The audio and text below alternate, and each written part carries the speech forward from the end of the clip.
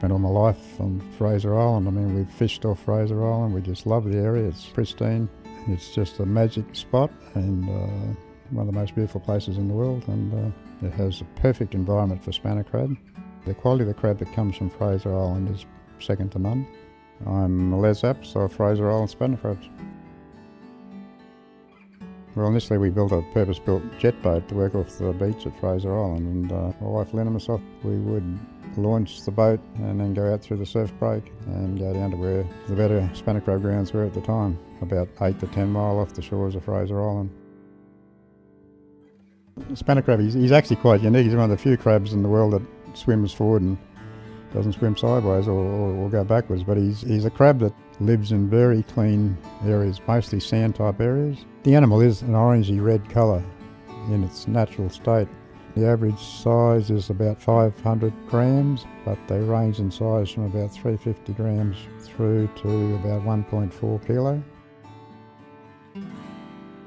Well, the crabs are actually caught in what they call dillies as opposed to pots. They're not a pot, they're actually a flat 1 metre square apparatus with nets stretched across and a bait bag in the middle, and they attach these dillies to typically a long line that's got, say, 20 dillies. And so these dillies lay flat on the sandbed floor, on the floor of the ocean, and the spanner crab comes across the dilly to get to the bait. When he decides to bury back down the sand, he'll generally get trapped in the dilly. The dillies are then retrieved by a winch, hydraulic winch. The crabs are removed from the dillies. Legal sized crabs are then placed in a basket and then placed in a cool environment, and the boat's then returned to shore. On receival at the factory, the crabs are inspected for quality, size. The better quality crab are then placed for later packing to the live export markets, both in Australia and overseas. Crabs not suitable for the live market, but still live crab, would typically then be meated for both the Australian market and overseas markets.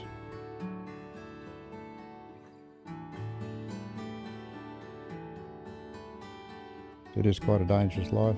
Predominantly it's a small boat fishery, and some of the conditions are quite difficult, and it's a pretty harsh environment to work in. You can have waves coming over the top of the boat at times, you can have all sorts of things happening. The Queensland Spanner Crab fishery is well managed. It's the only spanner crab fishery in the world that can consistently supply good quality crab and good large crab. Most other areas in the world there's only very small pockets of spanner crab. It is a top product. I think we have a great future, and I'm very excited about where this can all lead, and hopefully the spanner crab fishery can get the recognition that it deserves.